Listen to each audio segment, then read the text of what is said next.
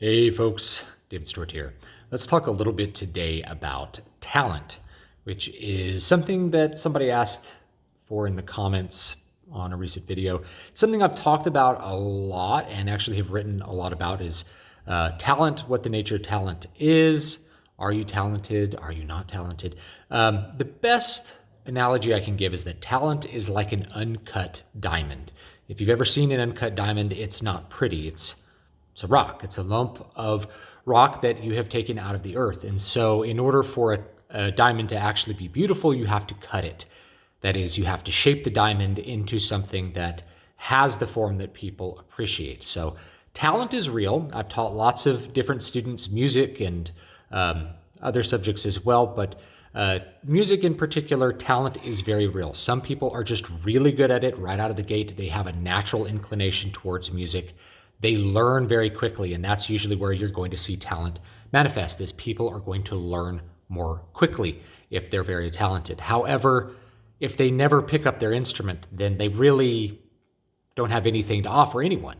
So unless you were spending time practicing and actually improving your skills, the amount of talent that you have to start with really doesn't matter all that much. Now, some people are very untalented, that it's extremely difficult to learn. They're very slow learners, and that's just reality.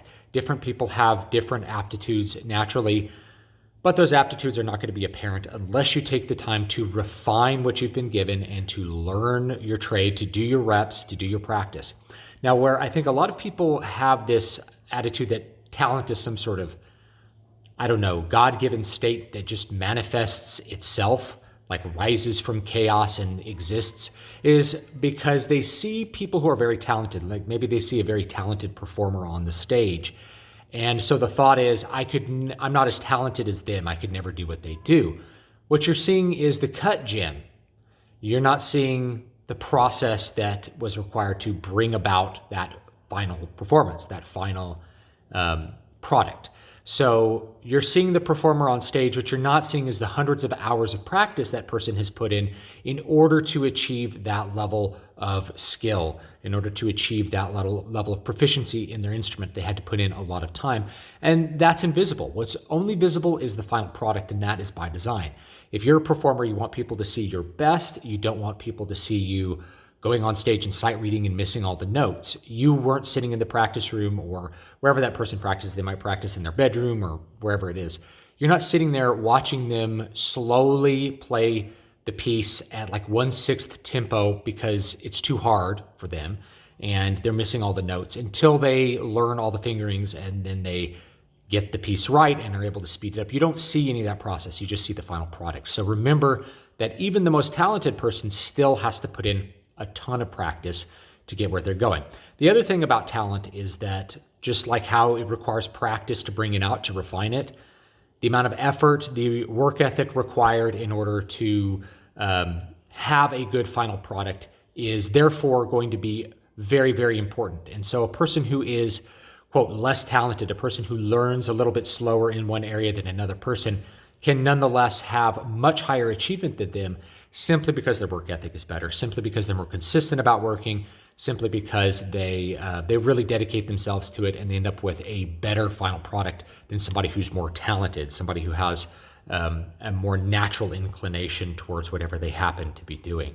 And I've seen this lots of times. And in some cases, people who are very talented don't put in the effort because they felt like it was easy to begin with, and therefore they didn't really need to work hard. And somebody else who was actually putting in the time and working harder ends up surpassing them, and sometimes in some very significant ways. So really, it really all comes down to practice. Now, the hard thing that's the hard pill for people to swallow is really that the quality of your final product doesn't determine the success that you're going to experience. So if you put in all that hard work, you put in all that time, I got some bad news for you. It's not going to automatically make you successful. And in fact, the higher you go on the success scale, the more extreme the success you're talking about, the less the quality of the product is contributing to that. In fact, the more you get into the territory of things being random. You have random outcomes rather than outcomes which are derived from specific actions. So if you're looking at something like a mega success, like a band like Nirvana or something like that, The grunge trend only exploded after Nirvana kind of came out of nowhere and became very popular. They were kind of a black swan, or one of these events that's not really foreseen in terms of art popularity. Same thing in the book world with something like Harry Potter. If the publishers knew that Harry Potter was going to be the smash hit success that it was, then they would have been publishing many books just like Harry Potter at the same time. But they didn't know. They thought it might be a good book. They thought people might buy it. They didn't realize that it'd be like 100 million seller or something like that. So those really extreme successes are almost invariably the result of random events rather than your skill or your ability to play. And you could probably think of many cases where it's like, why did this band become popular instead of this band? This other band was better. Why didn't it become popular? And the answer is a million little factors that you can maybe explain after the fact, like, oh, this band had the right look and the right sound at the right time.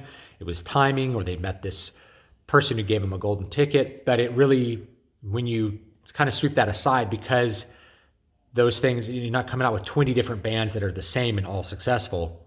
It really comes down to the randomness. The truth is, the race is not to the swiftest, nor the battle to the strong. So if you are expecting your hard work and your extreme talent to automatically net you gains in this world, that is going to be the harder pill to swallow, is that talent and effort and even the quality of your product does not necessarily lead to success. I'm not saying that things are popular that it's all dumb luck, or there's no talent involved, or there's no quality in popular products, but rather once you get up to higher levels of success, there's always some random element. There's a little bit of lottery winning involved. And I think it's a bit hubristic to think that if you are very, very successful, it is always the result of your own special virtues, that luck or timing had nothing to do with it. And if you're honest with yourself, we've all been victims of bad luck and good luck. And so you should be able to recognize both of those. So anyway, that's my little talk on talent. It really matters what you do. If you're putting in the practice, if you're putting the effort to improve, if you're putting in the effort, if you're doing your reps.